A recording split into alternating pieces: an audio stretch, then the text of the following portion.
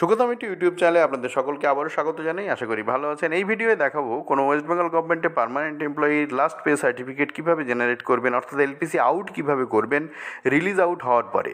HO log in থেকে release হয়ে গেছে এমপ্লয়ি, এইবার আমি ডিডিও লগ ইনে আছি। ডিডিও লগ ইন থেকে তার এলপিসি আউট করবো, তার জন্য ডিডিও লগ ইনে ঢুকে এইচআরএমএসে যেতে হবে। দেখুন আমি এইচআরএমএসে ক্লিক করছি, ক্লিক করার পরে ডিএসসির প্রয়োজন হয় না, ক্যান্সেল করে এগোচ্ছি।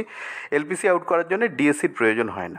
এইবারে দেখুন বাদিকে যে মেনুগুলো আছে সেখান থেকে ট্রান্সফার থেকে ট্রান্সফার আউটের পরে দেখুন এলপিসি আউট, এখানে ক্লিক করছি।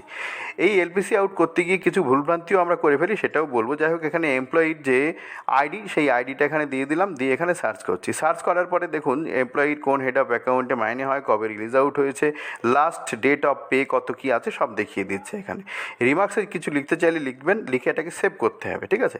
তো সেভ করলাম। অনেক সময় সেভ করে আমরা অ্যাপ্রুভ না করেই এলপিসি আউট করতে যাই, সেক্ষেত্রে কী সমস্যা হয় সেটাও আপনাদের দেখাবো। দেখুন এই মুহূর্তে যদি আমি এলপিসি আউট রিপোর্টটা নিতে চাই তাহলে কী হবে। এলপিসি আউট রিপোর্টটা নিতে গিয়ে দেখুন এই ফর্মটা আমি এলপিসি আউটটা সিলেক্ট করে নিলাম। সিলেক্ট করে এমপ্লয়ি নাম্বার যেটা আছে সেই নাম্বারটা এখানে দিয়ে দিলাম, দিয়ে আবার সার্চ করছি। দেখুন খেয়াল করুন এলপিসি আউট স্ট্যাটাসে পেন্ডিং ফর অ্যাপ্রুভাল দেখাচ্ছে, অর্থাৎ এখনও কিন্তু এটা অ্যাপ্রুভড হয়নি। তাহলে এটাকে অ্যাপ্রুভ করার জন্য কী করতে হবে, দেখুন এটা কোথায় পাবো, আমরা ইনবক্সে চলে যাচ্ছি। আবার এটা একসঙ্গে সেই সঙ্গেও করা যেত, যাই হোক না করলে ইনবক্স থেকে করতে হবে। ইনবক্স থেকে আমি এই অ্যাপ্লিকেশনটাকে আবার খুঁজে নিলাম, এবার সেভ অ্যান্ড অ্যাপ্রুভ করে দিচ্ছি। যেই সেভ অ্যান্ড অ্যাপ্রুভ করছি দেখুন সেভড অ্যান্ড অ্যাপ্রুভ হয়ে গেল।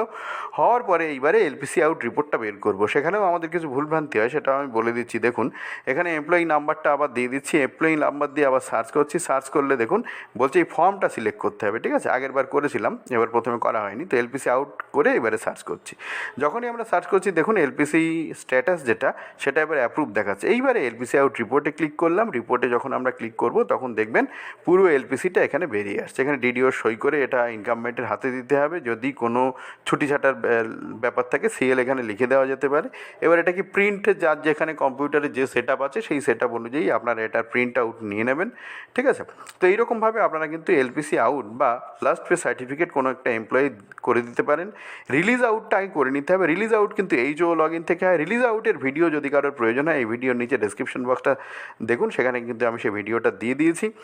আর যদি ভিডিওটা ভালো লেগে থাকে প্লিজ লাইক করবেন, শেয়ার করবেন যাদের এই ধরনের ভিডিও প্রয়োজন, এবং যদি চ্যানেলে আপনি নতুন হয়ে থাকেন প্লিজ চ্যানেলটাকে সাবস্ক্রাইব করে সঙ্গে থাকুন এই ধরনের আরও ভিডিওর নোটিফিকেশান সবার আগে পাওয়ার জন্য। ভালো থাকবেন।